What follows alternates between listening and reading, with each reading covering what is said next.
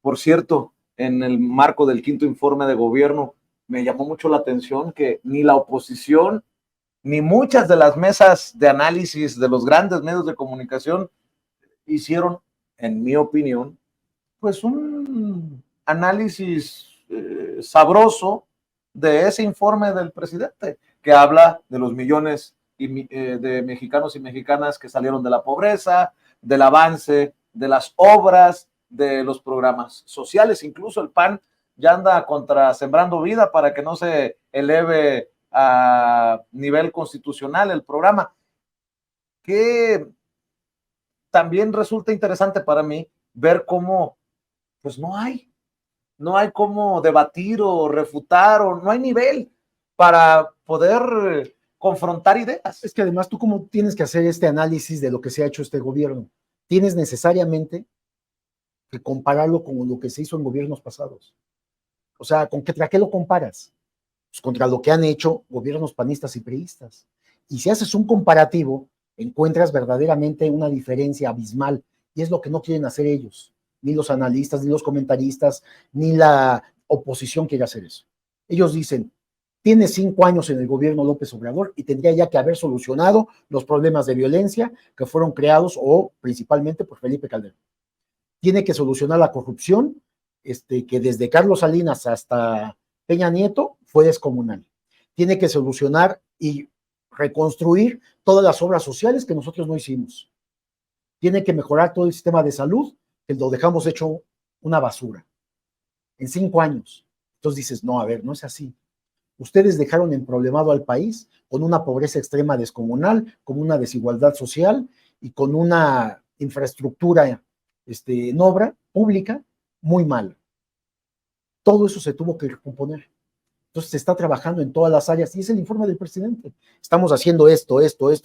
¿Qué le dices? Lo único que tú alcanzamos a leer y escuchamos en la radio y en la televisión es descalificar, que es muy poco lo que ha hecho, que no ha hecho lo que se prometió hacer, acabar con la violencia. La violencia no se puede acabar así. La violencia tuvo un crecimiento permanente desde Salinas hasta la fecha. No hasta la fecha, hasta el primer año de gobierno de López Obrador. Después se empezó a achatar, es decir, a mantenerla horizontalmente, y hace 2 años empezó a declinar. Es como tiene que ser.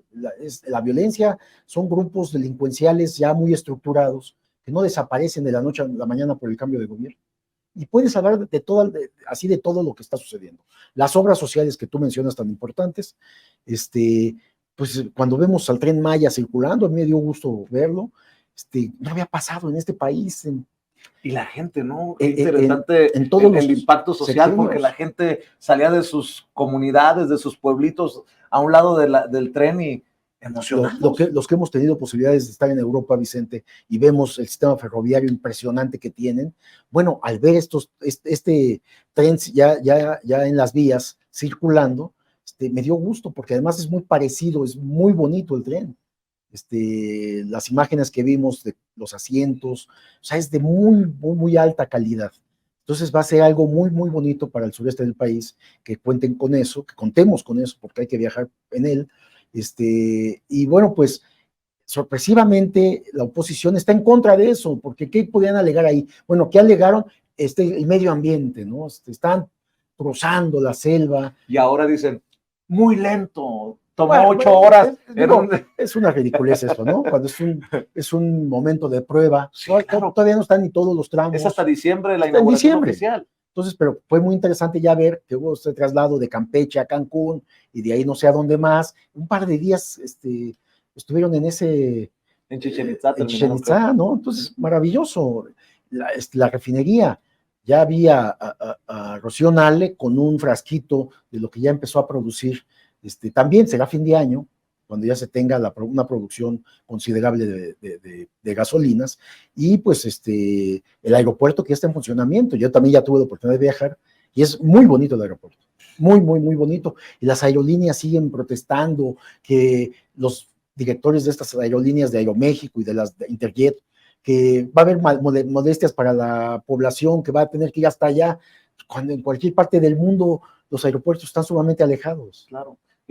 Por ejemplo, No en hay ciudades excusas, pues. como Chicago, que llegamos a tener hasta 3 aeropuertos, pero ahora que está el Midway y el O'Hare, pues obviamente a unos les queda un poquito más lejos el O'Hare y a otros más cerca el Midway, o al revés, pero pues no se le puede Pues dar. sales con tiempo, día del sur. Pero Yo vivo además, en el sur, Vicente, para llegar ahí hice 1 hora.